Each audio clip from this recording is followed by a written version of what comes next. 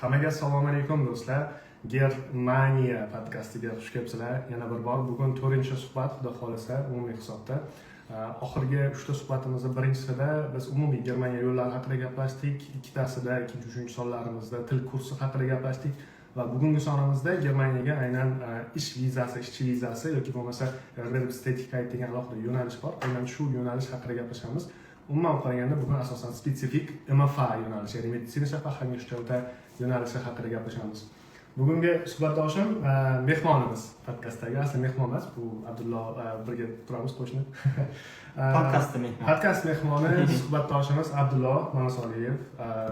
Germaniyada 2 yildan beri MFA bo'lib faoliyatini yuritib kelyapti.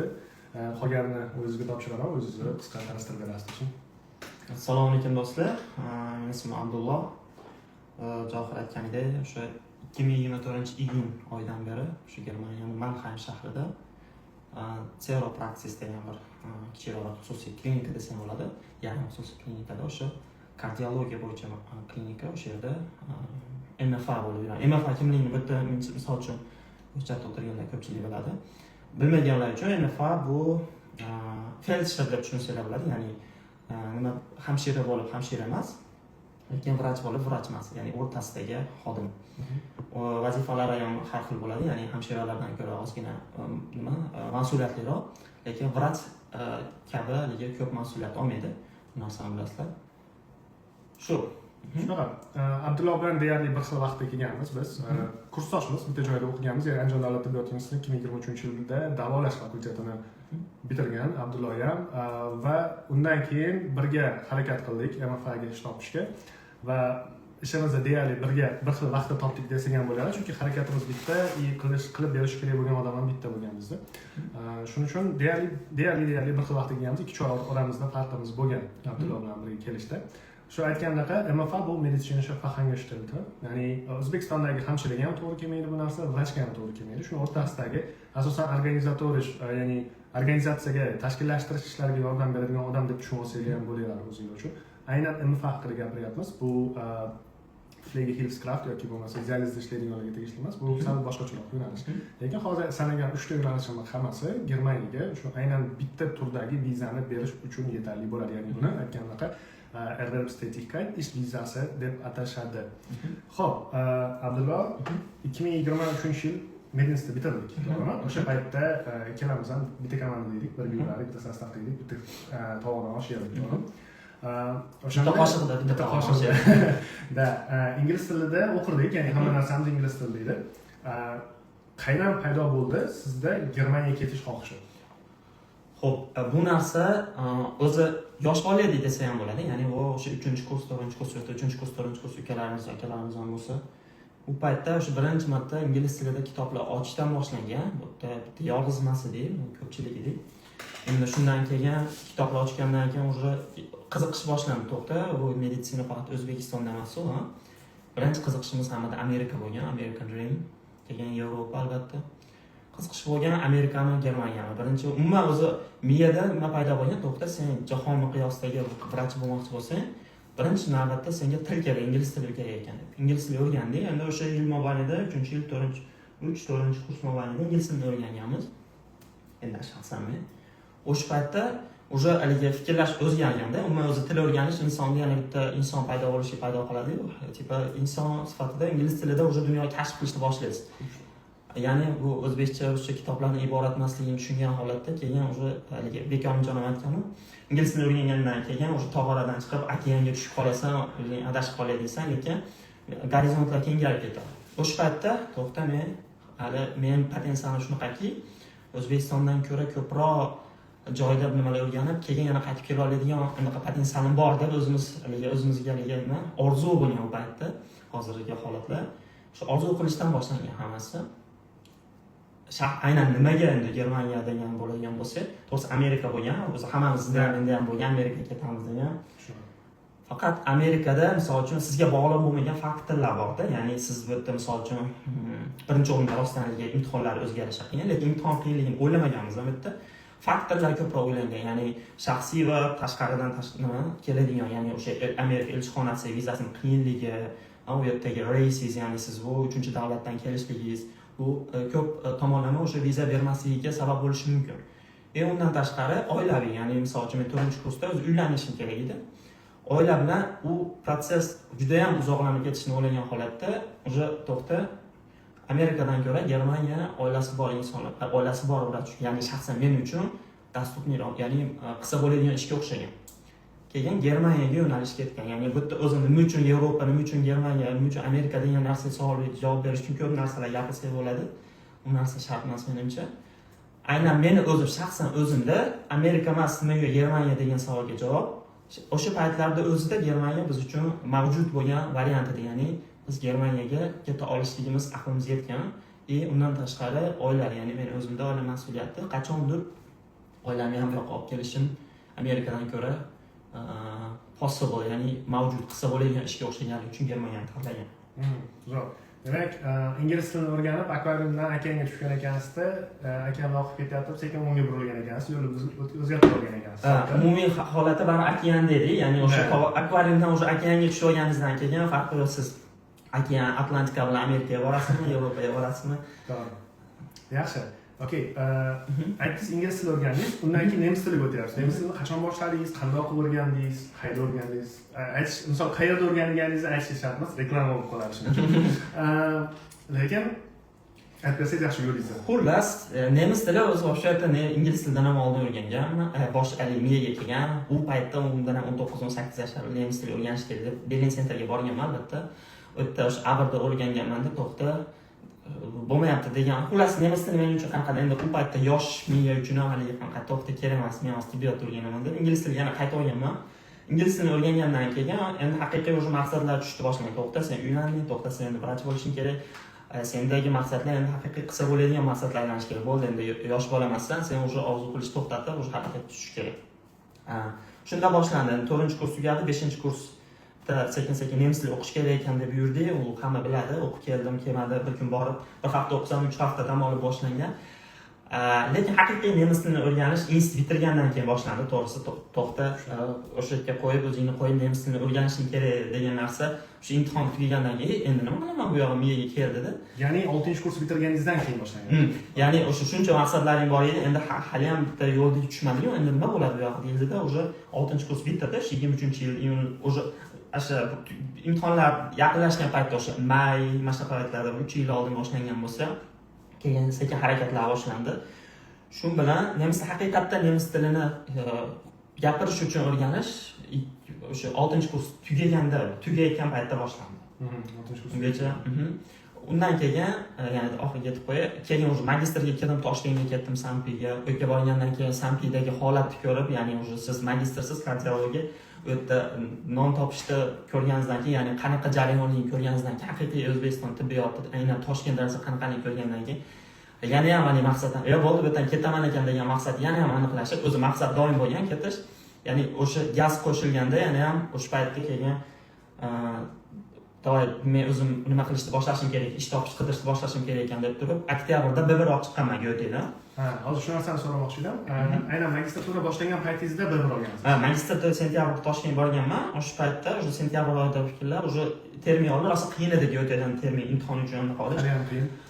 B1 olganman, oktyabrda olganman. O'sha B1 sertifikatim bo'lgandan keyin o'sha hamma hujjatlarni tayyorlab olganman-da menda. O'sha men o'ylanib o'tirmaganman. Endi tipa u narsa bor edi. B1 sertifikat bilan ham o'zingizni ish qidirsangiz bo'laveradigan holat edi. B1 sertifikat qilib olganman, ham hujjatlarni to'liq qilganman. O'z bolalar kim yozsa ham aytaman, to'xta, sen B1da olganda, keyin ish qidirishni boshla. O'sha ish qidirish paytida B2ni ham olsang bo'ladi. Endi shu ish qidirish boshlanib, o'sha oktyabrda boshlangan bo'lsa, ishni fevralda topganmiz. U haqida yana gaplashamiz. Keyin mart oyida men B2 olganman testdan. Shu bilan iyunda kelgan bo'lsam, iyunda o'sha B2 sertifikat bilan kelgan. Xullas, nemis tilini o'rganish menga B2 darajaga chiqish hisobda 1 yil ketgan. 1 yil vaqt ketgan ekan. Okey, mana shu yerda bitta punktni urib ketishimiz kerak, ya'ni nuqta qo'yib ketishimiz kerak. Juda ko'pchilik so'raydi, aynan B1 bilan men ishlasam bo'ladimi, ish topsam bo'ladimi? Ish topsangiz bo'ladi. Ishlashni maslahat bermaymiz, chunki qiynalasiz juda ham B1 bilan. Lekin qo'lingizda B1 sertifikatingiz bo'ladigan bo'lsa, aynan o'sha sertifikatni o'zi bilan ish qidirishni boshlab tursangiz bo'ladi.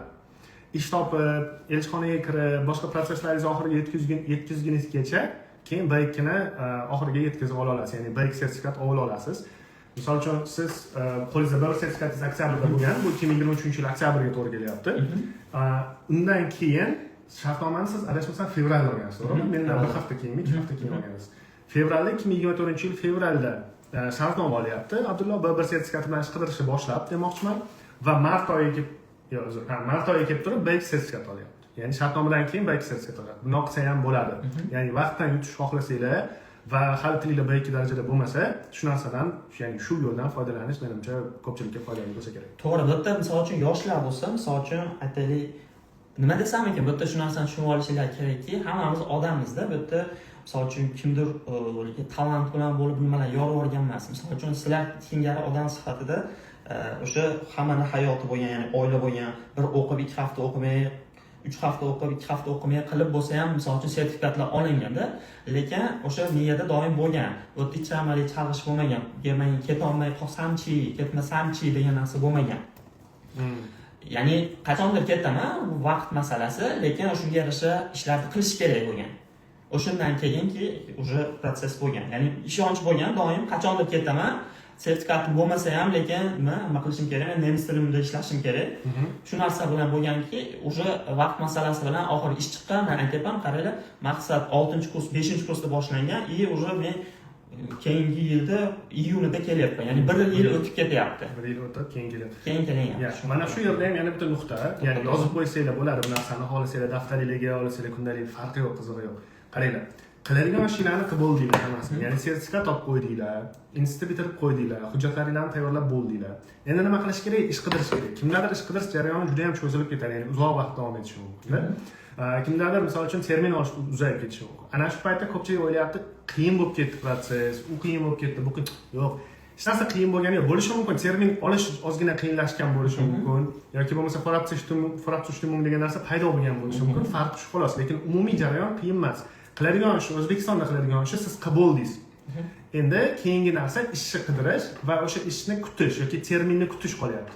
Ana shu prosesda orada bo'layotgan, aytaylik 6 oy yoki bo'lmasa 1 yil muddatda ko'pchilik hech narsa qilmaydi. Ya'ni bo'lmayapti, qiyin, unaqa edi, bunaqa edi. Nima qilish kerak emas. Prosta tak hamma narsani qildingiz, hamma hujjatingizni joy-joyiga qo'ydingiz, kutyapsiz xolos. Ana shu prosesda o'sha jarayonda demoqchiman, boshqa ish bilan shug'ullaninglar, ya'ni o'zingizlarni O'zbekistonda qolgan mayda-chuyda ishlaringlar bilan shug'ullanishlarini tavsiya bergan bo'lardim. Misol uchun Abdulloh aytganidaqa, ya'ni hamma narsani qilib qo'ygan, qolgani prosta vaqt masalasi, shunchaki. Oldinga nisbatan hozir kelish, aytaylik 2 oy uzoqroq bo'lishi mumkin. Ya'ni ish qidirishni boshlab, kelguningizgacha bo'lgan proses 2 oy uzoqroq bo'lishi mumkin. Lekin u darajada qattiq qiyin bo'lib ketmagan. Ish topish ozgina qiyinroq bo'layotgan bo'lishi mumkin. Bunga qo'shilaman oldinga nisbatan. Lekin umuman olganda O'zbekistonda ish qolib ketish kerak emas buning uchun. Ovoz kelmayapti deb Telegramdagilar yozyapti. Bu nima desa bo'ladi? Individual, ya'ni hammaning internet yoki device'idagi muammo bo'lishi mumkin. Shuning uchun Telegramdagilar ovoz kelyaptimi yo'qmi yozib olaylik iltimos. Menimcha boryapti bu yoqda qarasak. Endi shu to'ppa-to'g'ri shu narsani hisobga olishimiz kerak. Doim hozir mana ish qiyin bo'lib ketdi. To'g'risi biz rosa qiziqmayotgandirmiz. Ish nimaga qiyin bo'lib ketdi? Oldingidan ko'ra talab oshdi. Ya'ni oldin 10 ta odam misol uchun ish topib beradigan akalarga yozayotgan bo'lsa, hozir 100 ta yozyapti hisobda aytaylik yoki 50 ta yozyapti. U odamlarda o'sha ro'yxat to'lib ketgan, misol uchun olib keladigan odamlarda kelyapti. Oldin men 100% o'zimga aminman. Biz kelayotgan paytdan ko'ra hozir ko'p odam kelyapti. O'sha paytda Abdulloh akamamiz ingliz tilida o'qiganmiz. Bu narsani hammanglar bilasizlar. Misol Abdulloh hozir shu narsani aytib berdi. Kutubxonaga kirsak, kutubxonada 90% odam ingliz tilida o'qirdi, 10% odamgina tibbiyot o'qirdi. Nemis tilida o'qiydigan odam juda kam edi. Misol uchun meni kursdoshlarim ichida bitta dona kursdoshim bo'lgan nemis tilida o'qiydigan. Yoki bo'lmasa men taniydigan umumiy hisobdagi bolalar 4 ta 5 ta bo'lgan nemis tilida o'qiydigan. Lekin ko'pchilik o'qimagan. Hozir lekin kimdan so'rasangiz, ya'ni hech bo'lmaganda 30-40% bola hozir nemis tilida o'qib yuribdi. Nimaga? Germaniyaga ketaman. Bu bolalar rostdan ham ertaga sertifikat olyapti, sertifikat olgandan keyin Germaniyaga kelishga harakat qilyapti. Ya'ni talab kuchayib ketgan. Bu tomonda taklif o'sha, ya'ni hali ham ish bor bu tomonda. U tomonda talab ko'payib ketgan, elchixonaga kirayotganlarning soni ham ko'p shunga yarasha. Va shuni hisobiga kutish cho'zilib ketyapti. Shunaqa, ya'ni bu yerda o'ta katastrofal darajadagi qiyinlashib ketish degan narsani men ko'rmayapman. Bor, rostdan aytganingizda bu kutish bilan bog'liq bo'lgan proses. Endi yana bitta narsa bor. Ish beruvchilar aynan shu kutish prosesini uzoqligini hisobiga olmayotgan bo'lishi mumkin O'zbekistonda. Lekin bizdan farqli ravishda hozir sizlarga foraptishtimung degan imkoniyat bor. Ya'ni ish beruvchilar sizlarga oldindan o'sha o'zi joylashgan Ostonda Beherdadan maxsus rasmiy hujjat qilib beradigan bo'lsa, elchixonaga 2 oyga qolmasdan ishlar hal bo'lib ketyapti. Даже termin olish bilan ichida, ya'ni hammasi qo'shilib 2 oy. Menimcha bu ideal narsa. Shu narsani aytib qo'yishimiz kerak. Mana bu yerda hozir nima qilaman, qayerga yozaman, nima qilish kerak degan savol paydo bo'lgan bo'lishi mumkin ish topishga. Birinchi o'rinda ish topishni o'ylamangda, siz kamida o'sha B1da oling, sertifikatni qo'lingizga oling, hamma hujjatlarni tayyor qiling. Keyin boshlang, o'sha boshqa qotirishda o'sha ish topib beradigan odamlarni kerak bo'lsa, har shuni yozing. Misol uchun yaqinlaringiz bor, kimdir kursdoshingiz tanishi yoki siz tanigan kimdir mahalladagi, ko'chadagi, kursdagi o'sha odam bilan bog'laning. Misol uchun aytaylik, o'sha kelis har hafta yozing, mana topdim, B1im bor, nima qilaylik, nima qilaylik. Doim aktiv bo'lish kerak ishda. U tashab qo'ymaslik kerak, chunki imенно shu narsa sizni bu yerga olib keladi. Tashab qo'ysangiz, shunaqa bolalar bor edi, misol uchun biz bilan bizdan yaxshi. Shunchaki tashab qo'yuvdi, misol uchun hozir misol uchun ham kelmaganlari bor. Aytaylik, nemis tilini 4-kursdan o'rgangan bolalar edi, shunchaki tashab qo'ygan, ya'ni sertifikatni olmagan yoki ish qidirishni boshlamagan, qolib ketgan. O'zi bilamizki, o'zi hayot shunday o'zini muammolarini ham bunday qamrab oladi. Agar shunga yarasha harakat qilmasangiz, o'sha yerda qolib ketib qolasiz. Doim bir narsa turish kerak. Kuningiz qanaqadir o'sha Germaniyaga ketish uchun bir nima qilgan bo'lishingiz kerak. Eng asosiysi yo o'sha sertifikat olgan bo'lishingiz kerak yoki aytaylik kim bilandir bog'langan bo'lishingiz kerak. Kerak bo'lsa o'zingiz 10 ta odamga, 10 ta ish beruvchiga yozgan bo'lishingiz kerak. Xullas nimadir qilishingiz kerak. Ya'ni u to'xta o'xshamayapti deb yurish bo'lmaydi. O'xshamayapti deb mana nima desam ekan? O'xshamayapti-yu, bo'lmaydi, bo'lmaymanmikan demaganmiz-da. Mana aytaylik, qachon o'sha aytaylik iyunda boshlangan narsa, keyingi iyunda 12 oy miyani Germaniyaga ketish bo'lgan, lekin xudo endi albatta bu yerda misol uchun Alloh qadr tushuniladi. U narsani hozir u haqida gapiradigan emasmiz. Lekin siz harakatingizga qarab beriladi-da, siz o'sha yo'lda harakat qilsangiz, keyin nima natija bo'ladi. Natija bo'ladi. Xo'p, shu yerda hozir chuqurlashib ketib qoldi. O'zi Abdulloh bilan doim bitta o'tirib qolsak, o'sha chuqurlashib ketish bo'ladi. Orqaga qaytamiz. Nemis tilini o'rganishga qaytamiz hozir. Nemis tilini mana deyarli 1 yil o'rganyapsiz. Kursga borganmisiz, o'zingiz o'rganganmisiz? Men nima qilganman? Bu yerda tilimni to'lab olish uchun iyun boshida individual kurs olganman. Bu yerda endi alohida narsa 1 oy. Shu paytda o'sha B1da qaytarib olganman. Individual kurs olingan. Xo'p, o'shda endi mana shu yerda bermoqchi bo'lgan savolim nima? Nemis tili ozgina qiyinroqdir. Misol uchun ingliz tiliga nisbatan ham qiyinroq degan bo'lardim. Ancha qiyin. Agar nemis tili o'zi til haqida ketayotgan bo'lsa, nemis tili ancha qiyin bo'ladi. Nima kerak bor degan narsa bo'lmaganmi? Конечно bo'lgan. U nima kerak bor degan narsa, u miyam burchakda turadi. Keyin bu yoqda nimaga ketyapman degan maqsad o'chirib turish kerak-da bu narsani. To'xta, nimaga o'rganyapman degan narsa, nimaga kerak bor degan narsani doim bosib kelgan menda. Endi tanlov, endi hamma dinda har xil holat, misol uchun siz doim oson tanlov bo'lgan, qiyin tanlov bo'lgan. Misol uchun shu paytgacha hammamiz qiyinini tanlab kelganmiz, sababi oson tanlov komfortga olib ketadi. Misol uchun u oson tanlov tanlaganingizdan keyin kunda oxirida siz o'zingiz qiynashingiz kerak bo'lgan bo'ladida. Nimaga kerak bor? Qiyin tilni o'rganganim yaxshi-yu, ketamanmi? Demak, maqsadga yetishmi? Demak, shu tanlov qilishim kerak bo'lgan doim. Bu narsani psixologiyaga ketadi. Lekin bunday basicsda bu asosiy narsa. Shu narsani yengib o'tish kerak. Komfort bor, diskomfort bor. Lekin diskomfort sizning maqsadlaringizga boradi. Imенно shuni tanlash bo'lgan, shu bilan davom etyapti. Hozirgacha bu narsaga davom etyapti. Kelgandan keyin bilasiz. Shunaqa. Yomon yo'llar yetaklovchi manzillar yoqimsiz. Yo'q, yaxshi yo'llar yetaklovchi. Okey, shu komfort narsa sizga misol uchun oxir-oqibat manzilingiz yoqimsiz bo'ladi. To'xtatib, endi oson yo'llar olib boradigan manzillar yoqimsiz bo'ladi demoqchi bo'lganda. Xo'p, okey. Yaxshi. Tilni o'rgandik, sertifikat oldik, Goethe oldingiz. Birinchi B1. Men ish topishimga sabab bo'lgan sertifikat B1 bilan topganman. Men B1 bilan ish topilgan. Endi bu yerda bu narsani endi birinchi sertifikatingiz nima edi? Testaf. Papier, digital. Papier digital. Sorry. Testaf digital olyapti. Ikkinchisi Abdulloh B2ni mart oyida. Xo'p, boshqa qarang. Endi ish qidirishni birga boshlaganmiz, ya'ni to'g'rimi? Qanaqa ketgan proses? O'zingiz qilmoqchi bo'lganmisiz? Kim bilandir qilganmisiz? Nechta odam bilan qilgansiz yoki nechta B1 qilgansiz, o'zingiz qilganmisiz? Shu narsani ozgina gapirib bersangiz. O'sha paytda o'zimiz ham qilganmiz, lekin anaqa bo'lganda, sizlar ham shu narsa fazasitasizlar. Aytaylik, bu yer bilan siz O'zbekistondagi fikrlashingiz umuman boshqa dunyolar, haqiqiy 3-davlat deydi. Biz 3-dunyo sifatida ko'rishadi. Umuman boshqa yo'lda noldan o'rganasiz-da. Shuning uchun nima bo'lgan? Harakat ham qilganmiz. o'zi harakat qilib kelgan bolalar bor, zo'r gap yo'q, yorgan. Lekin meni miyamda anaqa narsa bo'lgan. O'zim harakat qilib o'xshamayapti. Nimaga endi bu yerda imkoniyatdan foydalanmayman? To'g'rimi? Kimdir topib bera oladigan akalar bor. Endi o'sha odamlar bog'langanman bu yerda misol uchun. Aka, men borman, esdan chiqmasin. Doim boshimni qotirib kelaversa, uni topishim qanaqa bo'lgan? Meni ayolimni, o'rtog'ini, nima, turmush o'rtog'im Murod akamni oldin tanishmas edik. Shu orqali tushunman, aytyapman, sizlar tanishinglarga aloqaga chiqishinglar kerak. Aka, mana shunaqa siz odam olib kelyapsiz ekan, men mana shu yerga borishim kerak. Shuni harakatni qilaylik o'yin. O'sha yerda ham bitta narsani aytib ketishim, miyamda nima bo'lgan? To'xta, men o'zim izlanib 4-5 oy cho'zilgandan ko'ra shu pulini berib, misol uchun xizmatini berganmiz. Bitta endi umuman boshqa narsa. O'sha ertaroq 3-4 oy oldin ertaroq borib pul topib o'sha xizmat haqqini berganimiz yaxshi-yu. O'zim qiynalib yurib, tipali o'xshamasachi, qanaqa narsalar bizdan ko'ra tezroq o'sha narsalar hujjatlarimizni hammasini hal qilib beradi. Chunki ishga boramiz. Keyin shunaqa joyga borasizki, u yerda o'zbeklarda o'sha qanaqadir bu protsessda ko'rgan ishxonaga borasizda, siz hujjatlaringizni oldin kimgadir qilib berganga borasiz. Siz yangi joyga borsangiz, yangi joy uchun siz yangi odamsiz. O'zbekiston haqida eshitmagan bir klinikaga hujjatingizni jo'natsa, ular albatta o'qimaydi hamda yo'q qo'yadi. Shu narsa miyada bo'lgan o'sha paytda. Bu narsani misol uchun ko'pchilik bilan yuzma-yuz gaplashgan bo'lsak aytganman. Bu har qanaqa temada, har qaysi ish uchun demoqchiman. O'zbekistondan Germaniyaga kelmoqchi bo'lsangiz, har qanaqa joyga agar siz yozadigan bo'lsangiz, bundoq qaraydi.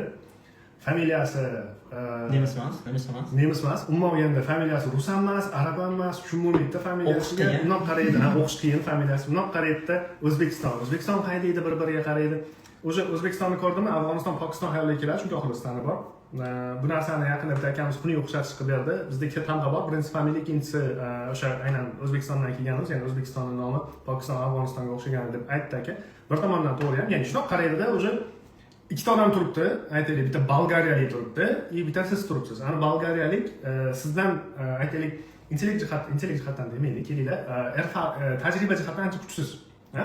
Lekin siz bilan tajriba jihatdan kuchlisiz. Lekin mana kelingiz hujjatingizga qaraydi, O'zbekistondan kelgan bo'lmaydi deb turib, men bolgariyalik olib keladi. Ish beruvchi. Shuning uchun ham o'zi qidirib ish topish ozgina qiyinroq bo'lgan proses, uzoqroq vaqt davom etadi. Shu Abdulla aytmoqchi bo'lgan, o'zi qidirib ketkizgan vaqtdan ko'ra kimgadir pulni berib turib, o'sha ishga hamma hujjatlar tayyor holatda shuni kelib ishlaydigan holatga kelishni xohlagan. Lekin shu paytda ham ikkita ish ketgan, ya'ni o'zingiz ham harakat qilib tursangiz bo'ladi. Mumkin bo'lmagan ish emas, lekin qilib tursangiz bo'ladi. Lekin o'sha tomoni, misol uchun, proses tezlashishiga sabab bo'lgan. Shunaqa. Yo'l-yo'l ko'rsatib turadi-ku odamlar. Nima qilishingiz kerak, manaqa holat bo'ldi, nima qilamiz, telefon qilasiz, elchixonaga kelib manaqa bo'ldi, nima qilay endi. Shunaqa joylari ham bo'lgan, misol uchun. Juda ko'p bo'lgan. Endi biz paytimizda Rossiyan kash deb hozir ham shunaqa holat kerak. Hozir ham shunaqa. Men o'zimday holatda aytib beraman, bir xil ketgan kelamiz prosessimiz. Abdulla aytgan odamga men ham aytdim. Ya'ni, aka men borman, menga ish topib bering. Mana sertifikat, mana hamma narsam tayyor. Sertifikatimdan oldinroq aytganman-ki, joy bron qilish uchun oldindan, chunki oldindan bron qilinadi. Hozir ham shunaqadir balki. Joy bron qilib qo'yasiz, keyin keladi navbatda, keyin hujjatingiz ko'rib chiqish boshlanadi. Shunaqa qilib aytib qo'ygan bo'lganman, sertifikat olyapman, so'rayapman, aka nima gap? Men sizga 3 oy oldin aytgandim, nima gap desam, aka yangilik yo'q, boshqa holatlar degan. O'sha paytda o'zida yana qo'shimcha 3 ta odam yozganman. 3 ta odam ham qanaqa? Yo'q joydagi odamlar emas, kimdirlar taniydigan ishonchli odamlar bo'lgan ular. Ya'ni pulingizni olib yo'qolib qoladigan odamlar bo'lmagan. Shuni hisobga olinglar. Telegram guruhdan topgan odamingizga oldindan pul so'rashga ishonish bu ozgina ahmoqlik. O'shda ham aytishimiz kerak, misol uchun o'sha gapda doimiy eslatish, o'sha akamizga o'zimiz hozir yaqin akamiz o'tib ketgan, hozir kardioxirurgiyada akamizga doimiy eslatish hisobiga, ya'ni o'zi misol uchun ish topib bera olmagan paytdan o'tib, agar hattoki biz uchun, ya'ni biz doim eslataverganimiz uchun, doim turganimiz uchun o'zini ishga olib kelgan odamga aloqaga chiqqanda, o'sha akamizni Murodjon akani olib kelgan odam bizni olib kelgan. U degani bu qanchalik bo'lganki, akani o'sha nima qilganimizni bezovta qilib tashlaganmizki, bu bolalarni olib kelmasam bo'lmaydi deb turib mazgilab qo'yganmiz demoqchi. Haligi joniga tekkanmizki, bo'pti endi olib kelamiz ekan deb, hatto o'zini o'sha paytda olib kelgan odamiga aloqaga chiqqan. Aka, mana ukalarimiz bor, yaxshi bolalar, mana shuni olib kelaylik deb biz uchun o'sha ishni ham qilib bergan. Shularga rahmat aytishimiz kerak. Shunaqa. Xuddi shunaqa bo'lgan. Mendagisi shu aka Murod akani doimiy akaga gaz berib turish bo'lgan. Aka iltimos, esidan chiqib qoldimi, nimaga bo'lmayapti? Shunga o'xshagan narsalar. Endi to'g'ri, bu odam asabini buzib qo'yadigan narsa, lekin bitta narsani aytish mumkin. Germaniyadagi odamni, misol uchun xuddi shunga o'xshagan ishlarni qiladigan odamni xayolida har doim ham siz turavermaysiz. Ya'ni siz o'zingiz uchun muhim bo'lishingiz mumkin, lekin bu yoqdagi odam uchun siz bitta klientsiz, umuman qo'pol qilib aytadigan bo'lsak-da, esidan chiqib qolish ehtimolligi bor. Shuning uchun ham eslatib turganmiz. va undan tashqari aytganimdek men 3 ta boshqa ish beruvchi bilan ishlab ko'rishga harakat qilganman, ish topib beradigan odam bilan harakat qilib ko'rganman. Ular ham o'xshamagan, o'zim ham harakat qilib ko'rganman. Bittasi o'xshagan, lekin qabul qilinmagan narsa. Bitta Doston akamiz bor, Doston aka ish topib berganlar, adashmasam, oyligi kam bo'lganmi, soati kam bo'lganmi yo eslolmayapman. Nima bo'lganini, qaror orada bitta ish chiqqanda отказ olganman, chunki 25 soat bo'lgan haftasiga. Shuning uchun отказ bo'lib ketgan. Lekin oxir-oqibat keldik. Murod aka ish topib berdi va biz keldik. Endi ish topish jarayoni tushundinglar, ya'ni ishni xuddi shunaqa topsanglar bo'ladi. Xohlasanglar o'zingizlar, xohlasanglar kimdir orqali topsanglar bo'ladi, lekin kimdir orqali topadigan bo'lsanglar pul berasizlar. Ehtiyot bo'linglar, Telegram guruhdan topgan odaminglar bo'lmasin, ishonchli bo'lsin. Ya'ni qaysi o'rtog'ingiz, qaysi qarindoshingiz kimdir ketgan bo'lsin o'sha odam orqali, keyin misol uchun maksimum uzoqligini demoqchiman. To'xtatib. Hammada bor. Hozir misol uchun amirlarda qarasanglar, yo kursdoshingiz ketgan yoki kursdoshingizni tanish ketgan, aloqaga chiqish kerak, kontakt qilish kerak, qo'rqmaslik kerak, o'ylanmaslik kerak, bosish kerak. Asl maqsad bo'lsin. Albatta birinchi o'rinda maqsadni aniq qolish kerak. Asosiysi, rostdan siz Germaniyani xohlaysizmi degan narsa bor. Ya'ni bu yoqqa kelganingiz bilan utopiya emas bu yer ham. Bu narsani ko'p eshitgandirsiz, Instagramda juda ham ko'payib ketdi bunaqa videolar. Lekin kim uchundir bu yerdagi hayot utopiya, to'g'risi. Kim uchundir utopiya. Lekin qaysidir protsessdan keyin, ya'ni to'g'ridan-to'g'ri keldingiz, tasavvur qiling, siz O'zbekistonda qaysidir o'zingizni obro' e'tiboringiz, hamma shu narsangizni tashlayapsiz O'zbekistonga, nol bo'lib, nol, hech kim bo'lib mana yerga kelyapsiz. Даже bu yerda gaplashadigan odamlar tilida gaplasha olmaydigan odam bo'lib kelyapsiz. Yes. Keyingi masala ish topildi, bu alohida tema. Elchixonadan termin olish masalasi bor. Elchixonadan termin olish masalasi qanaqa bo'lgan siz? Bu paytlarda ham qiyin edi. Elchixonaga termin dahshat qilganmiz. Shu paytda ham emishim bo'lganda, ish yo'q, nemis tili, sertifikat даже yo'q degan qaranglar. Sertifikat yo'q, lekin nemis tili o'rgangan. Lekin qachon ketaman? Sentyabr magistr keldim. Termin olish qiyin bo'layotgan bola, 35 oy bo'layotgan. Bu davay dedi. Sentyabrda termin kechqurun soat 4 da turib terminga buk qilganman, dekabrda 18-siga. U paytda shu 3 oyda keladigan edi. Zo'r dedi. U paytda o'zi tanlardi lekin. Termin ochilardi, o'zingiz tanlardi. Tanlab kiritib olarsiz. Kiritdim, 18-dekabrda kelyapti. Yo'q, ish bertiradi. Yo'q. Kiryapmanda endi yolg'on to'g'risi yolg'on gapirolmayman, chunki bilyapti. Aka, xullas, hozir bitta joy beraman deb turib kirtiradi. Terminni o'tkazib, to'g'risini aytganman, terminni o'tkazib olmaslik uchun sizga mana hamma hujjatlarni olib kelyapman. 2 haftada, xudo xolasa, yilni boshiga olib kelib beraman deb chiqqanman. Erkak kishi edi. U odam men bitta birinchi masjidda unaqalarda tushunganda bo'pti, olib qo'ygan. Bo'pti dedi, 2 hafta emas, o'sha 8 hafta o'tib olib kelyapman fevralda. Fertrak kirsam, bitta o'sha akaga to'g'ri kelganman. Siz 2 hafta deb ketdingiz, mana o'zimga aytgansiz, mana necha bo'ldi fevral. Siz boshqatdan termin olib kelasiz degan. Aka, endi o'tda misol uchun u prinsip bilan ishlaydigan idoralarda siz haliga nima qila olmaysizda, iltimosdan akajondan bera olmaysiz. Bo'pti, chiqib ketganman. Keyin email yozishni boshlaganman. Hammasiga qayerdan nechta elchixona 4 ta email bo'lsa 5 ta emailga yozganman. Ish beruvchiga yozgan. Xullas kelgan may 15-sida men berishgan, termin berishgan. Ya'ni cho'zilib ketganda may 15-sida berishgan, shu bilan iyunda boshida viza chiqqan.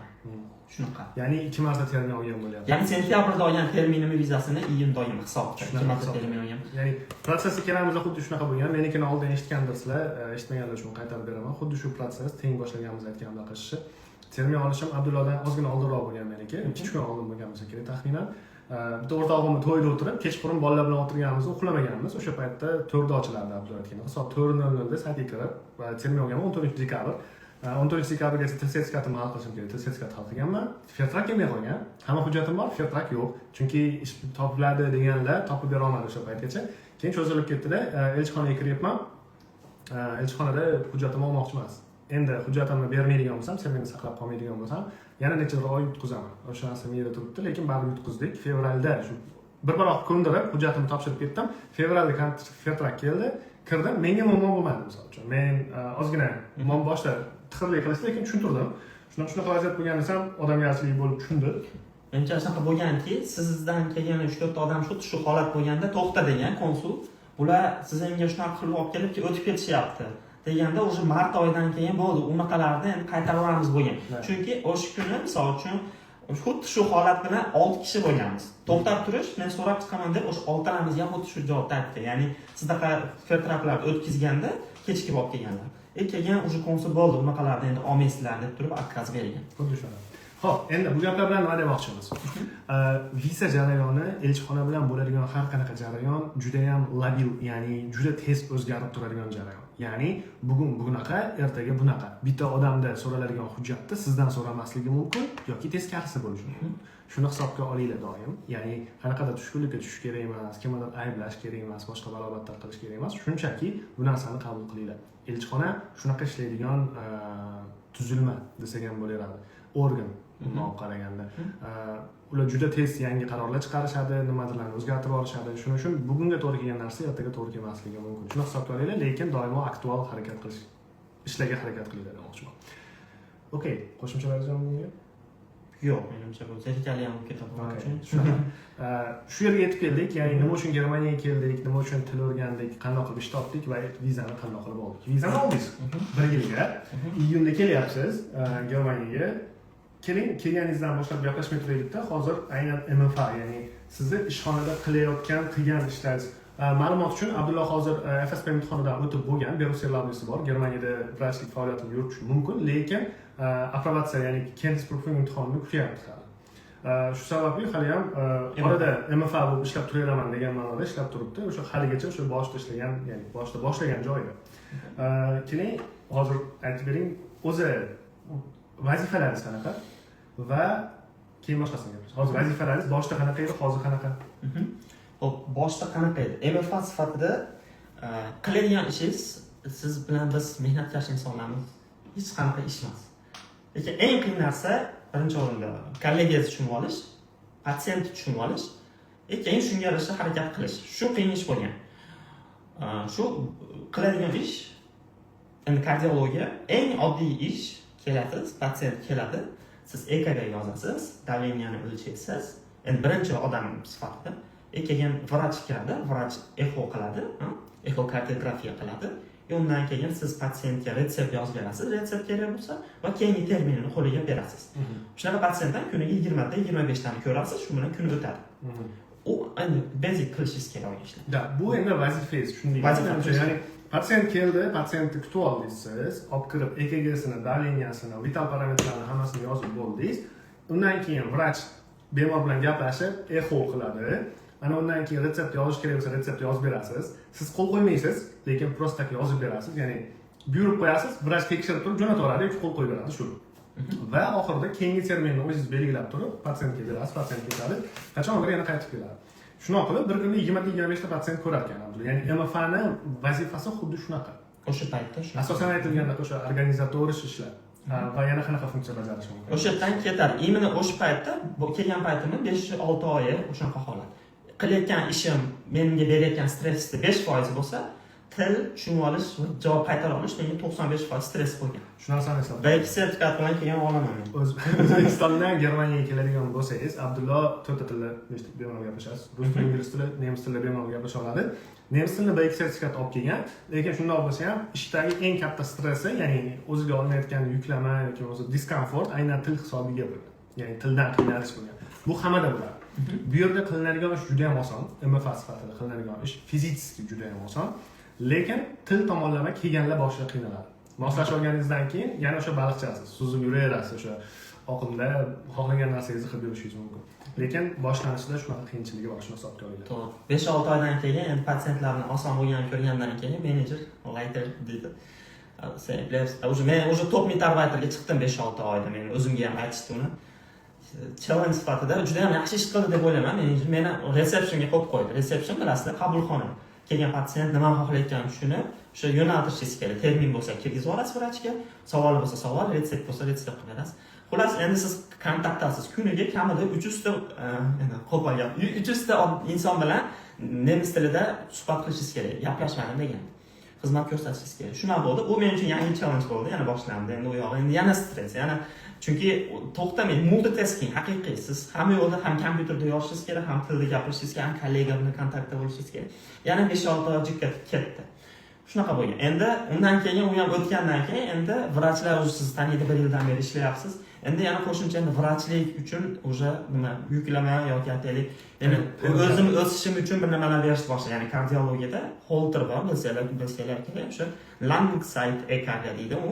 O'sha siz bitta device, ya'ni 24 soat ertaga 24 soat apparat osib beradi, u sizdagi o'sha nima ritmik kasalliklarni, aritmiyalarni aniqlab beradi. Endi o'sha narsani Auswertung, ya'ni siz mulohazasini ko'rsangiz bo'ladi. Ya'ni apparatni olib kelgandan keyin ko'rasiz kompyuterda to'g'risdan bu Forhoflingmi, taxikardiyasi qo'yganmi yoki bradikardiyami, afablokmi. Shu narsani ko'rib turib vrachga berasiz. Endi o'sha narsani ham berishdi. Shu bilan nimaga menga berishdi? Boshqalar MFlarga emas, boshqa nemislarga emas. Aynan men vrach bo'lganim uchun, kardiologiyaga aqlim yetganim uchun shu narsani berishdi. Shu orqali men nima? Ya'ni ham o'zim ustimda ishlab, rostdan ham EKG bo'yicha juda ham ko'p narsa o'rgandim-da shu orqali, misol uchun. Endi shu yerda bitta savol aniqlashtirib ketaylik. 300 ta odam bilan kuniga gaplashaman dedingiz. 300 ta odam bilan face to face, yuzma-yuzmi? Albatta, siz qabulxonadasiz. Kamida biz nimamizda 10 ta vrach bor. Aytmoqchi bo'lgan narsam telefon orqali gaplashmaysizmi? U umuman alohida narsa. E-mail ham bor. Shunisi. Telefonda ham gaplashishingiz, bilishingiz kerak bo'ladi. U umuman boshqa narsa. Siz misol uchun kimdir bo'lsa, qo'l ishoralari boshida mana qilib yoki kollegangiz bo'ladi, "Menga nima deyapti, tushunmayapman" deydi, to'g'rilay kelib qolsa. Hozir ham bo'ladi bu narsa. Keyin telefon jiringlab qolsa, ketdi. Endi telefonda sizni to'xta, bu hozir yaqinda meldunga o'tirgan inson deb gapirmaydi-da. Vrach telefon qilayotgan bo'ladi sizga. Eng qiziqarlisi, 12 klinikumda kardiolog sizga telefon qilyapti, chunki patsient yo'lda nima bo'lib borgan, sizdan bepullar so'rayotgan bo'ladi. U paytda sizni tushunmasligingiz qiz emas-da. Shu paytlar stress bergan u paytda. Lekin normalni qarash kerak. Bu narsa siz o'zingiz uchun yangi tilda kim bilandir o'sha tug'ilib o'sgan tilida gaplashgan odam bilan gaplashyapsiz. Bu narsa shunaqa qilib yengib o'tasizda, hamma yengib o'tadi. O'zim uchun yangi tilda o'sha tug'ilib o'sgan inson bilan gaplashyapman. Men o'zim ichimga olmasam kerak. Rostdan ham bu kamchiligim, lekin ustida ishlayapmanmi? Ertaga gaplashishni boshlayman deysiz. Shunaqa qilib qabul qilish kerak. O'zingizni haligi depressiyaga tushirmagan holatda o'zingizga ichingizga lekin o'zingiz ustida ishlashingiz kerak. O'zingiz ustida ishlashingiz kerak bo'ladi. Uyga kelib qarash kerak. O'rday bo'lib men suv yuqtirmayman deb yurish noto'g'ri narsa. Lekin o'zingiz ustida ishlaydigan bo'lsangiz bu narsa yaxshi ketadi. Hozir bu narsani so'raganim sababi nima? Abdulla aytgandaqa, tilingiz yaxshi bo'lmasa, yuzma-yuz kim bilandir gaplashayotganingizda imo ishoralar, mimikalarni o'qib turib nimadir tushunib ola olasiz. Lekin telefon qilganida kimdir hech qanaqa emotsiya bo'lmaydi. Aytgandaqa Abdulla siz xuddiki shu yerda yashab yurgan odamdek, shu tilda bilan gapiradigan odamdek sizga gapirishadi. O'sha paytda tushunib, hamma narsani anglab qolishingiz kerak, chunki ichida bitta aytgan muhim narsasini o'tkazib yuborsangiz va o'sha narsani aytgandaqa qilmasangiz yoki umuman qilmasangiz, boshqa narsa qilmasangiz, o'sha kimdir notalifnomada, ya'ni shoshilinch tibbiy bo'limda yotishi bilan tugashi mumkin. Shuning uchun til muhim narsa. Qo'rqish kerak emas, lekin xato ham qilish kerak emas. Misol uchun siz bu narsani tushunmagan bo'lsangiz, qayta so'rasangiz, o'tkazib yuborgan tushunmay qolgan joyingizni qayta so'rasangiz, u tomondagi odam sizga qayta tushuntirib beradi. Chunki bu yerda tili zo'r bo'lmaganlar ko'p. Ular bunga o'rgangan. Faqat boshida gaplashayotganda sizni perfekt doktor nemis tilida gapirishadi deb turib, gap muomala qilishadi xolos. Shuni hisobga oling. Bu qiyinchilik hammada bo'ladi. Shu yerda ham narsani kerak. Biz eshitgan ko'pchilik hali O'zbekistondagi odamlar, misol uchun O'zbekistonda nemis tilida o'rgangan narsa. Bu narsani o'ylamasliginglarni aytgan bo'lardim. Chunki siz sabr olib kelsangiz ham bu yerga kelib o'rganasiz, tushunyapsizmi? Nemis tilini. Siz kitobda o'rganyapsiz, gapirayotgan bo'lsangiz ozgina gapirishyapsiz. Lekin bu yoqda odam bilan gaplashish uchun baribir o'sha o'qigan narsalaringizni kitobingizni ochasiz. Kerak bo'lsa 3 yil, 4 yil, 5 yil bitta vrachimiz bor, 11 yildan beri. Shunaqa bo'lyapti desam, men 11 yildan beri Paniya nemis tilini o'rganyapman deydi. Rostdan kundan kun har kuni 0.1% ga rivojlanasiz ketadi. Lekin siz nemis tilini hozir bilmasligingiz, ish qidirmasligingizga sabab bo'lmasligi kerak. Ya'ni siz bir required eng kerakli bo'lgan sertifikat olishga, ish qidirish kerak. Nemis tilini protsessda o'rganasiz, o'rganib keyin yo'lda shakllanadi. Yana bitta savol ko'p bo'ladi bolada. Sabr olib boraymi degan narsa bo'ladi. Agar B2ga tayyor bo'lsangiz, B2 topshiring. Sabr o'rganib vaqt yetkazib o'tirmang demoqchiman. Keyinchalik o'rganib olaverasiz. Keyin yuzgacha demoqchiman, agar xohlaydigan bo'lsangiz. Lekin sabr o'rganib, sabr bilan kelasizmi, B2 bilan kelasizmi, boshida hammada teng qiyinchilik bo'ladi. Sabr sal tezroq oqimga tushadi, B2 sal sekinroq tushadi. Shu farqi bu.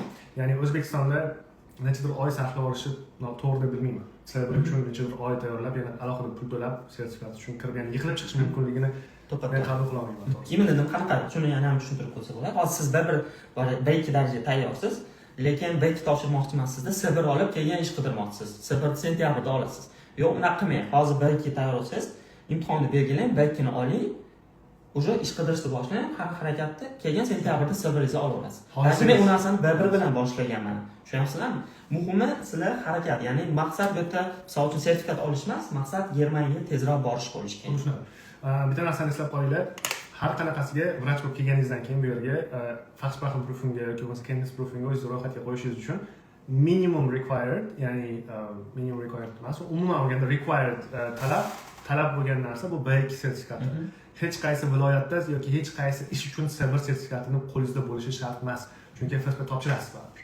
FSP topshirdingiz, u degani C1 bor degani. Ya'ni aytdim, qo'lingizda B1 bo'ladimi, C1 B2 bo'ladimi, B2 bo'ladimi, C1 bo'ladimi, baribir hamma bir xil imtihon topshiradi. Asosiysi minimum B2 bo'lsin. Shu. Xo'p, demak ishdagi asosiy stress bu til. Til bo'lgan. Chunki fiziki men ham, misol uchun men o'zim ham house of practice ishlaganman. Til asosiy muammo bo'lgan xolos. Ya'ni moslashib ketish, tiliga bilan oqimiga tushib olish qiyin bo'lgan. Lekin fiziki, jismonan umuman qiyinchiligi yo'q ishni. Aytganim organizator ishlar, tashkilotchilik ishlari asosan. O'tirgan joyingizda yoki bitta xonadan chiqmagan holatda ish qilasiz. Shu og'ir narsa ko'tarmaysiz, boshqa narsa qilmaysiz. Unaqa ish qiyin demagan bo'ladi. Aytyapman o'sha. Stress bermaydi o'sha ish. Bu yerda yana bitta narsani hisobga olinglar. Abdulla kardiologiyada ishlaydi. Men house practice ishlaganman, ya'ni oilaviy poliklinikaga o'xshagan joyda ishlaganman. Yana kimdir nevrologiyada ishlashi mumkin, yana kimdir oftalmologiyada ishlashi mumkin, kimdir gastroda ishlashi mumkin. Shunga qarab turib qilayotgan ishinglar farqlanadi. Ichkarida qilayotgan ishinglar farqlanadi, lekin bazaviy organizatsiya hammasi tashkilot boshqa narsa. Hech kim o'zi mustaqil vrachni qarovisiz, demoqchiman, qanaqadir diagnostika o'tkaza olmaydi. MFL eslab qolinglar shu narsani. Ya'ni kimdir masalan Instagramda gapirayotgan bo'lishi mumkin-da. Men bugun mana qildim, MFL bo'lib turdim demoqchiman. Uni qildim, buni qildim. Yo'q. Bu narsani sizni qo'lingizga berishmaydi, chunki siz xato qilib qo'yadigan bo'lsangiz, ularning litsenziyasiga yetadi. Ular litsenziya uchun bu yerda yillab o'qigan. Bular nemis. Haligi ishdan qochadigan odamlar emas demoqchiman. Ozgina sizni xatoyingiz deb turib litsenziyasini ya'ni so'roq ostida qoldirmaydi ular. Shuni hisobga, ya'ni shu narsani yeriga qo'yib oladi. Ya'ni borsam men mana bunaqa qilaman, MFL bo'lsam noto'g'ri narsa. Shunchaki imtihonlarni tezroq topshiring, o'zingiz keyin vrach bo'lib mustaqil narsani qilishingiz mumkin. Shunaqa bo'lishi mumkin, istisno holatda juda ham kam. Shu, okey, MFL haqida gaplashdik. Endi oxirgi savol. Men beradigan savol. Keyin bu tomondagi savolga o'tamiz.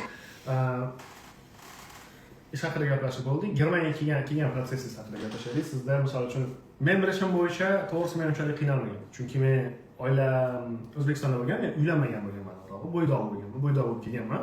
Shunga men qiynalmadim. Lekin Abdulla o'zi bitta qizi bo'lgan. Ya'ni O'zbekistonda, Toshkentda yashab yurgan holatida hamma narsasini tashlab Abdulla Germaniyaga ketdim.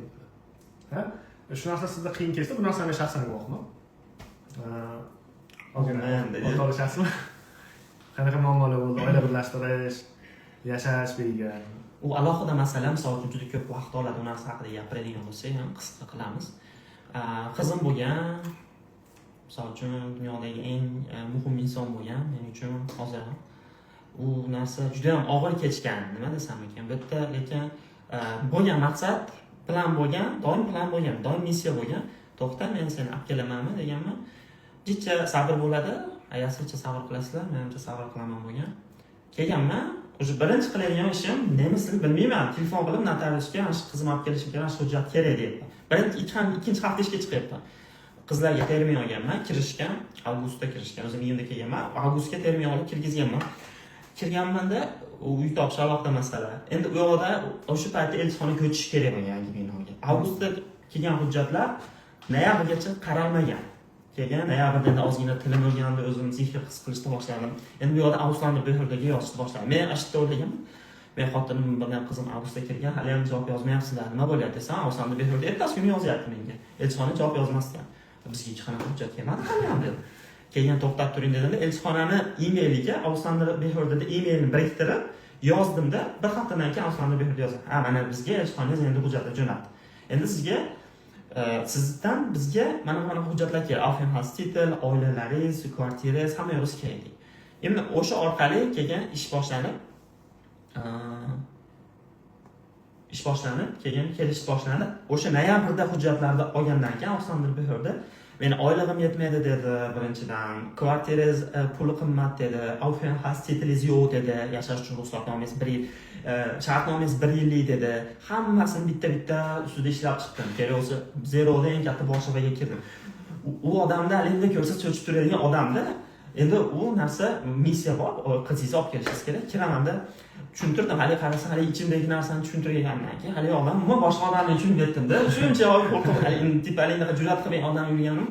Oilaga o'tgandan keyin shunaqa qilib menga alohida o'sha paytda o'sha landsat ekirgu uchun alohida shartnoma qilib berdi, ya'ni qo'shimcha oylik qilib berdi menga. Endi shu oylik bilan men birinchi o'rinda oyligim oshdi, Australiyada bekorda ishonaman, endi oilamni boqolmasligimga. Undan tashqari filtratni cho'zib berdi. 15 shartnomani cho'zib berdi, ya'ni men umrbod xohlasam zavodda ishlash uchun ruxsatni qilib berishdi. Undan keyin ruxsatnoma Aufenthalt oldim, oyligim oshdi. O'shandan keyin ham oilaga ruxsatnomani shu martda boshlab berdi va elchixonamiz vizani aprelda chiqarib berdi. 8 oyda kelishdi. Xullas, shunaqa 10 oyda kelishdi hisobda. Men O'zbekistondan kelganimdan keyin 10 oydan keyin qizim keldi. O'rtada barib Malikamni ko'rib kelganman. Endi xullas pul topasiz, misol uchun qizingizni ko'rib kelaverasiz-da, 2 haftaga ullab olib location olib. Sizlar sog'inib ketsangiz, shunday samolyotga o'tirasiz, o'zingizga borib kelasiz. Do'stlar, eslatib o'taman, hozir Germaniya podkastini to'g'ri suhbati bo'lyapti. Aynan bugungi suhbatga Abdullohni chaqirishimni men juda ham oqilona qaror deb hisoblayman o'zim uchun. Chunki nimaga? Men o'zim ko'zim bilan ko'rdim deyapman. Qolgan tanishlarimga nisbatan ko'proq mayli tushida muammolarga, qiyinchiliklarga duch kelgan odam, bu bilan yengib o'tgan odam Abdulloh aytganlari o'zi tushuntirib berganaqa tasavvur qilishinglar uchun Germaniyaga qo'ngan kunidanoq o'zi oilasini qanday qilib Germaniyaga olib kelish haqida o'ylagan, harakatini qilgan boshqa barobatda va kelganiga 1-2 oy o'tmasdan 70 kvadratli kvartirani qo'rqmasdan ijaraga olgan. Qo'rqmasdan ijaraga olgan. Misol uchun boshqa odamlardan so'rashingiz mumkin, uncha-munchasi ozgina yashab yuradi kimlardir bilan, lekin birga yashab yuradi, keyinroq sekin harakat qilishga boshlaydi. Abdulla shunchaki oilamga 2 kvartira kerak ekan, davlat kvartirani olaman. Dastlasiz hammasini qildi-da, hujjatlarni hammasini 100% qildi, lekin mana endi Avstraliya bekorga kelgan paytda Avstraliya bekorda sizda bu yo'q ekan, bu yo'q ekan, bu yo'q ekan, bu yo'q ekan, bitta sanaveradi. U hamma narsani hal qilish uchun yana 2 oy vaqt o'tkazyapti. Undan keyin yana oylik 3 kunga chiqib kutish kerak, boshqa balovatlar. Undan keyin elchixonaga kutish kerak. Men tasavvur qilinglar, iyulda kelyapti. Iyulda kvartira ijaraga olyapti, avgustdan. Avgust 1-avgustdan boshlab kvartira ijaraga olyapti-da, farzandi, oilasi umuman olganda qachon aprelda kelishdi. Aprelda kelishdi. Keyingi yil aprelda kelyapti. Ya'ni bu shundoq ham qiyin. Ya'ni hamma narsani siz qilyapsiz, lekin shuncha vaqtdan keyingina siz oilangiz kelishiga to'g'ri kelyapti. Endi bundan xulosani qanday qilishingiz mumkin? Har qanaqa reja qilishingizdan qat'iy nazar bu sizning qo'lingizdagi narsa emas. Ya'ni siz qilishingiz kerak bo'lgan narsani 100% qilasiz, topshirasiz, jo'natasiz, tamom. Qolgan narsa kutishdan. To'xta-to'g'ri. Kutish. Shunga Germaniyaga keladiganlarga maslahatimiz, meni maslahatim shaxsan qop sabr bilan keling, tamom. Harakat qilish kerak. Faqat kutib o'tiravermaysiz. O'tiraverishmas, albatta. Siz o'zingizni yo'lingizni qilasiz, bu yog'i xudoimdan deb. Xuddi shunday. Bu narsani endi din tomonidan o'zingizlar ko'p bilasizlar. Da. Xo'p, meni beradigan savollarim tugadi. Shaxsan endi bitta mana bu yerdagi yozgan savollaringizga javob beramiz. Do'stlar, unchalik so'z o'rmayman degan umiddaman. Hop, ikkalamiz hozir savollarga javob berib ketamiz. Termin va vizani tezlashtirish haqida lifehacklar bo'lsa aytinglar. Hozir gaplashdik-a? Nima? Hujjatingiz kelmayapti, yozdingiz, Avstraliya yozmayapti. Avstraliya behdagi aloqaga chiqing. O'zbekiston sizga jo'na aloqaga chiqmayotganmiz. Avstraliya behdagi elchixonani vizasini qo'shib jo'natsiz, uni Avstraliya behdagi elchixonaga yozadi. Bu oila birlashtirish uchun. Oila birlashtirish o'zingiz uchun emas, o'zingiz uchun hech qanaqa lifehack yo'q. O'zingiz uchun bitta lifehack tutish, sizni ish beruvchingiz so'rab turib berish kerak. Tamom. Xo'sh. Va alaykum assalom. FSPKP yoki FAMET imtihonini topshirish uchun til sertifikati qanchalik muhim? Men aytaymi, baytga olish kerak. Baytga maqsad bo'lishi kerak. Germaniya haqida o'ylagan odam baytni hal qilish kerak, keyin boshqa narsalar o'ylash kerak. Easy peasy do'stlar. Baytga tamom, bu punkt. MFA hozir dolzarb mavzumi, ya'ni yaqin 2-3 yilda work and travelga o'xshab kvotalar kamayib, ishga kirishlar, viza masalasi qiyin bo'lib qolmaydimi? Asosan urush sabab Yevropa davlatlar, jumladan Germaniya ham iqtisodiy qiyinchiliklar va umumiy qilib aytganda MFAning kelajakdagi holati qanday? Sizni fikringiz? Qiyin desangiz hamma narsa qiyin, ha? Tohirbek, harakat qilish kerak, riskingiz qo'shilsa kelasiz, posta harakat. Siz birinchi misol uchun baykingiz bo'lmay turib bu narsa savollar bermasligingiz kerak. Baytga ish qilishga harakat qilish kerak. Kelish kelmasligingiz kelgan hal bo'ladi. Siz birinchi til o'rganmay turib, o'zingiz bir qadam boshlamay turib, qiyin-chu, nima bo'lar ekan, nima qilmas ekan deb o'sha narsa sizni boshqa odamlardan ajratib turishingiz kerak. Bitta narsani men aytgan bo'lardim, shu yerda aynan ko'p aytganman bu gapni. Nechinchi kursiz bilmayman, misol uchun balki birinchi kurs, ikkinchi kursdirsiz, ya'ni bitirgancha qanaqa holat bo'lishi mumkin ekan deb o'ylayotgan bo'lishingiz mumkin. Biz nemis tilini o'qishni boshlagan paytimizda yo'q, undan oldin ekan, uzr. Germaniya haqida umuman olganda men Germaniya qaroriga kelgan paytimda, Germaniyaga ketaman deb qaror qilgan paytimda, Amerikadan kechgan paytimda MFA haqida umuman gap yo'q edi. MFA haqida men birinchi marta 6-kursligimizda Murotakaga bo'lib ketishni boshlashgan shu paytda. 6-kurs edim o'sha payt. Dekabrda bitta akamiz ketgan Germaniyaga. O'sha paytda birinchi marta men MFA haqida eshitganman. Undan oldin men Ausbildung o'qib ketaman deganman. Hozir MFA yoki Pflege yoki bo'lmasa Pflege Hilfskraft yo'nalishi bu pul topar yo'nalish. Ya'ni kelasiz, pul topasiz. Men o'sha paytda til kursi qilib kelmoqchi bo'lganman Germaniyaga. Ikkita yo'lim bor deb hisoblaganman. Til kursi Ausbildung ikkalasidan bittasi. Ikkalasi ham pul topar yo'nalish emas. Ikkalasi ham pul topmaysiz, ikkalasi ham pul sarflaysiz. O'sha narsaga men tayyor bo'lganman. Ya'ni siz maqsadlaringizga bog'liq. Bu yoqqa kelib olib turib, misol uchun MFA ni puliga qiziqayotgan bo'lsangiz, demoqchiman, tavsiya bermayman. Chunki orttiradigan pulingiz bo'ydoq yashayotgan bo'lsangiz, umuman oilangiz bilan yashasangiz ham 1,5 ming oyga maksimum orttira olasiz xolos pulni. Asosiy maqsadingiz vrach bo'lib ishlashmi? Har qanaqasiga yo'li bo'ladi Germaniyaga kelish. Sizni bitta qiladigan ishingiz bu til sertifikati, ya'ni nemis tilini o'rganib qo'yish. Bo'ldi, tamom. Harakat qiling. MFA qiyin bo'lishi mumkin. Work and travel o'xshab yo'q bo'lib keta olmaydi, lekin qiyin bo'lishi mumkin. Pflege yoki Pflege Hilfskraft yo'nalishi qiyin bo'lmaydi, chunki haligacha yetarlicha talab bor. Germaniyada yetarlicha talab bor. MFA ga sal qiyin bo'lib qoldi. Nimaga? Chunki MFA ga shundoq ham Ausbildungchilari, ya'ni Germaniyaning o'zidagi kollej bitirganlar shundoq ham ishni egallab qo'yishdi. Menimcha ahamiyat ham yo'q bo'lsa kerak MFA bo'lasini Pflege bo'lsin. Ba'zi dialistlar ko'p o'tadi, rasm o'rganmoqchi bo'lsangiz. Shuning uchun asosiy maqsadingizni oldingizga qo'yib oling. Boya aytgan gapimiz. Harakat qilib qo'ying 100% oxirigacha. U yog'i O'zbekistonda qilayotgan ishingizni qilib yuring. Bag'dagi yil har kuni ozgina harakat qilib qo'ysangiz, o'zi sekin o'xshaydi. Keyin savol. MFA uchun kerak bo'ladigan aniq hujjatlar ro'yxati. Buni internetdan topasiz, buni Googledan topasiz. U o'zgarib ketgan bo'lsa kerak bizning paytimizga nisbatan. Elchixona saytiga kirsangiz turibdi hamma narsa. MFA bilan borgandan keyin oila birlashtirish qancha vaqt oladi? Hammada har xil individual narsa. Misol uchun kimlardir eshitganman 2 haftada bo'lgan. Kimlardir, ya'ni 2 haftada deganim oilasi kirib elchixonaga kirib chiqqanidan keyin 2 hafta ichida viza olishgan. Termin olish qancha davom etgan bu narsani bilmayman. Kimlardir shunaqa bo'lgan, kimlardir uzoq. Misol uchun Abdullohni eshitib turibsizlar, iyulda o'zi harakatni boshlayapti Abdulloh, aprelda farzandi bolalari kelyapti. Men avgustda harakat boshladim, meniki ham aprelda keldi. Mart oxiri viza chiqdi, aprelda keldik. Kimlardir tez, kimlardir sekin. MFA qilib borish uchun qancha xarajat ketadi? Bu narsalarni men oldingi podkastlarda hisoblab bergan bo'lishim kerak. Shuning uchun ko'p pul ketmaydi. Uni kimdandir qarz olib, boyroq haligi puliga yaxshiroq o'qitishingizdan, qo'shningizdan, amakingizdan, tog'angizdan, xolingizdan ko'p pul ketmaydi. Dogovor qilayotgan paytingizda bunaqa dogovor qilishingiz mumkin. Misol uchun 2000 yevro bo'lsa, xizmat haqi boshiga 500 berib, viza chiqqandan keyin 500 berib, undan keyin kelganingizdan keyin birinchi, ikkinchi oyliklaringizdan 500 qilib uzib olishga kelishingiz mumkin. Misol bizda shunaqa kelishuv bo'lgan aslida. Shunaqa kelishuv bo'lgan. Shunaqa kelishsangiz bo'ladi. Shuning uchun unchalik ko'p pul ketmaydi. Qanaqasiga ko'p pul ketadi? Bu Germaniyaga hech kim yashamaydigan, ya'ni o'zbeklar yoki siz tanishlaringiz yashamaydigan shaharga kelsangiz ko'p pul ketib qoladi. Chunki kvartira olishingiz kerak, kvartiraga kautsion to'lashingiz kerak, mebel qo'yishingiz kerak kvartiraga. Shunga o'xshagan narsalar bilan qimmatga tushib ketadi. Ya'ni 5000 6000 ga qarab ketishi mumkin asli. Aks holda, ya'ni shunchaki o'zbekda yashayotgan joyga ketayotgan bo'lsangiz, unaqa qiyin bo'lmaydi.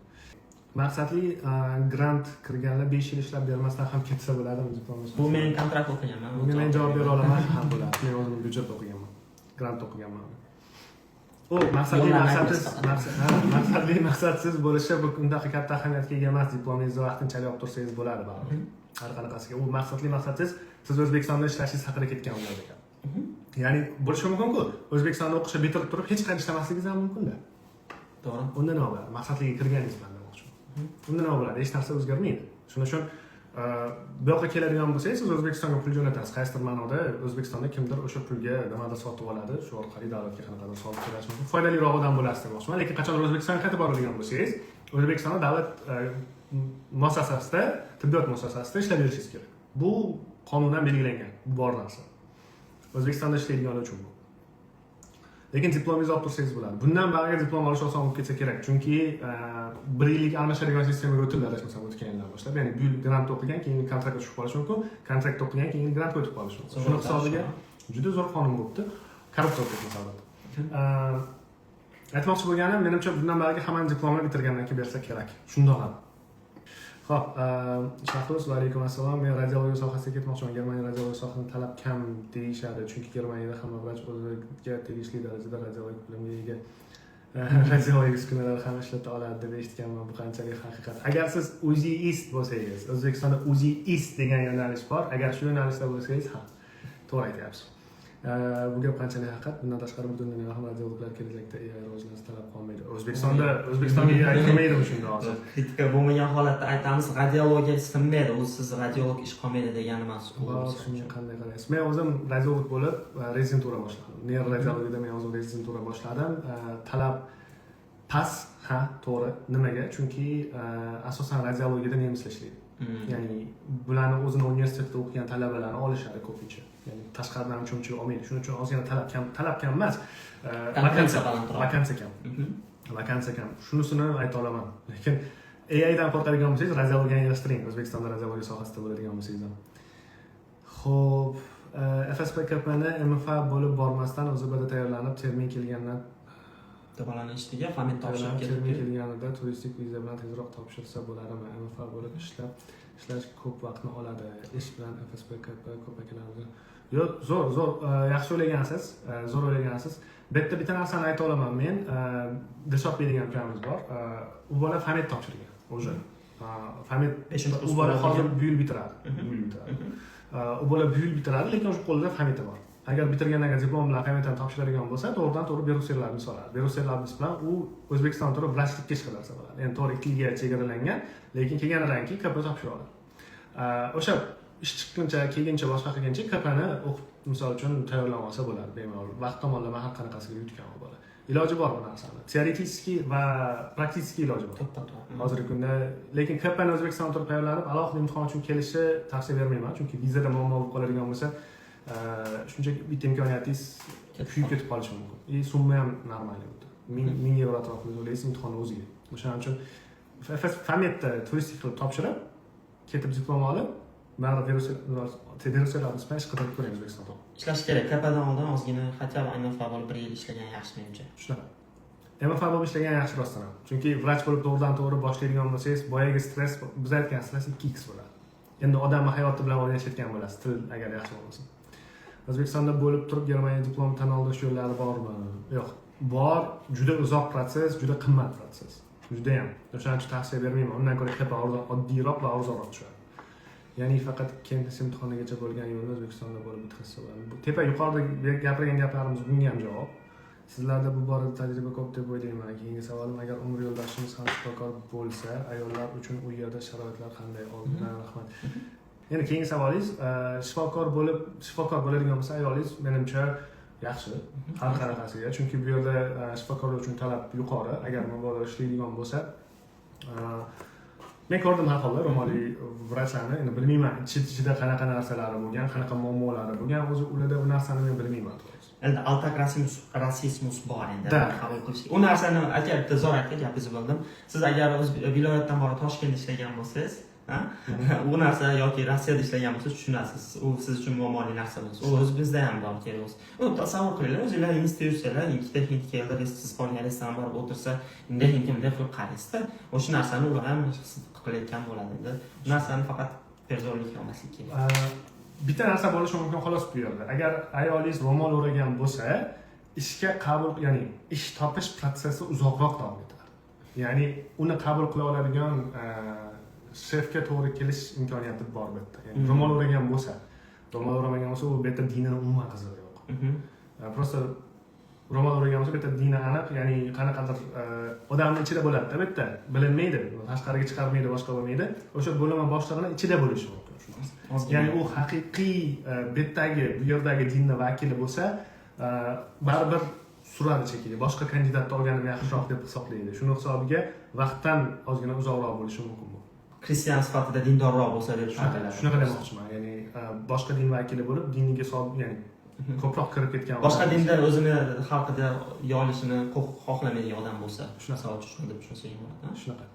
Xo'p, ana endi uzun savollarimizga keldik. Va alaykum assalom. Abdulla akamiz uylanib ketganlar menimcha. Oila birlashtirib birga ketsa bo'ladimi? Shu yerda narsa aytib ketish kerak. Ketsa bo'ladi. Agar farzandingiz yo'q bo'lsa, misol yaqinda uylandingiz, bitirasiz. Kelinglar bilan baytlar bor. Kelinglar ham kelsalar. Juda ham ko'p shunaqalar. Misol uchun, uje kelib bola farzand hozir birinchi ishlarni bitkazib olaylik, keyin farzand ko'ramiz-da. Misol uchun yaqin bitta er-xotin ham ko'pdan o'tishdi. Endi misol uchun farzand haqida o'ylasa bo'ladi. Misol uchun shunaqa qilgan bo'ladi. Keyin bitta bir kishini bilaman, er-xotin ham vrach, farzandini otasiga tashlab kelgan. Bu menga qiyin, men unaqa qilolmagan bo'lardim. Farzand 1 yil ota-onasiz, buvasi bilan, opa-dadasi bilan o'tishga to'g'ri keladi. Bu narsa ham bor. Er-xotin bo'lsanglar, farzandinglar yo'q bo'lsa, eng zo'r yo'li bosish kerak. Ikkalaringlar doktorlik, ikkalaringlar sertifikatlar bor. Bitta joyga kirib, soqani ham qilasiz, bilimni ham qilasiz, imtihonlarni ham qilasiz. Shunaqa. Farzandni ham qilasiz. Bitta narsani yoritib ketay. Ya'ni oilangiz, ayolingiz vrach bo'lmasa yoki bo'lmasa bitirmagan bo'lsa, umuman olganda siz bilan bir xil sharoitda bo'lishi kerak ayolingiz. Uning uchun anaqa bilim darajasida bo'lishmi? Bitirgan va B2 sertifikati bo'lishi kerak. Ikkalanglar bitta joyga ish topsanglar, birga keta olasizlar. Ya'ni buni iloji bor demoqchimiz. Aks holda yo'q. Aks holda o'zingiz kelasiz, keyin chaqirasiz. Boshqa kasb vakili bo'lsa. Imtihonlarga tayyorlanishda oilaviy holatga ta'siri qanday?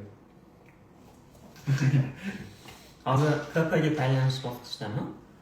Imtihon yo'lini topasiz, misol uchun farzandingiz bilan 2 soat, 3 soat vaqt ajratasiz. Kelishasiz-da ayolingiz bilan. Shu imtihon topshirib oling, ozgina undan ko'ra ko'proq nima qilib turing.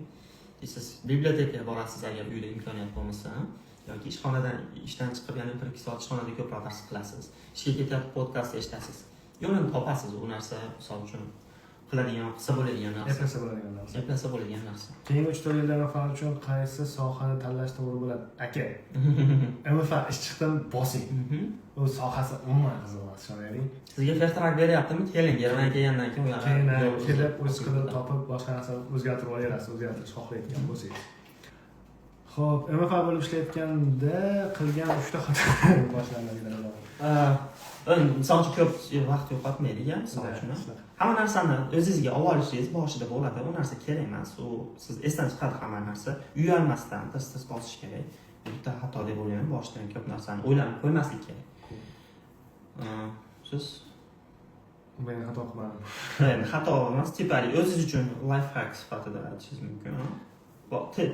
Germaniyaga kelgandan keyin MFA bo'lib boshlagan paytimda men misol uchun aytishim mumkin bo'lgan narsa, kollegalar bilan muomalalarni yaxshi qilinglar. To'g'risida va shunaqa narsa bo'lsin, o'zbek degan anaqani ishxonada yo'qotishinglar kerak. Ya'ni hammani ko'ngliga qarab, hammaga yaxshi ko'rinishga harakat qilib, unaqa narsa kerak emas bu yerda. Bu bitta qilishingiz, misol men qilgan xato endi sizga ham bo'ladimi masalan. Ko'p qilmaganman bu narsani, lekin boshida sezib qo'yganman, yig'ishtirganman bu narsani. Ya'ni o'zimni anaqa tutganman, o'zbekroq qilib haligi bo'pti deb deganman. Qarasam, o'sha MFAlar, ya'ni men vrach odam, bular MFA mendan foydalanishni boshlayapti. To'g'ri, menga qaysidir ish o'rgatgan bo'lishi mumkin, ularni hurmat qilaman, lekin umuman menga aloqasi bo'lmagan odamlar menga adolzeniya qilishni boshladi. Undan keyin menga yoqmadi bu narsa. O'zbekchaga yig'ishtirib qo'ydim, nemischa yoqtirmayman. Shunchaki distansni saqlang, hamma bilan. O'zingizni distansni saqlashingiz kerak.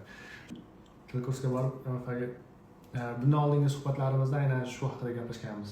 Orqaga qaytib eshitdingiz, ya'ni YouTube'ga kirib aytgancha. Hozir video yozib olinyapti, YouTube'ga qo'yiladi albatta. YouTube'ga qo'yilgandan keyin o'zingizlarning like, kommentlarni ayamaysizlar umiddaman. Share qilish funksiyasi ham bor. O'rtalarga tashlab tursanglarimiz xursand bo'lamiz. Telegram va Instagramga ham obuna bo'lishni unutmanglar. Yodlab zo'rla gapirdim, to'g'risi. Yodlab zo'rla gapirdim. Gapir deyishdi, gapirdim. Xo'p, til kursiga kelib MFAga o'tib ketsa bo'ladi. Oson. Sababi men do'stim 4 oylik til kurs qilib ketgan, lekin ish topish muammo bo'lyapti. Noto'g'ri qidirayotgandir, lekin men shu paytgacha muammo bo'lganini eshitmadim. Vadim O'zbekda ham KP uchun famit o'tadimi? O'tadi. Va KPga tayyorlanish jarayonini aytib o'tsangiz. Hozir tayyorlanyapsiz, gapiring, qanday tayyorlanyapsiz? KP men endi baland o'tib o'tmas, aynan FASga topshirganman.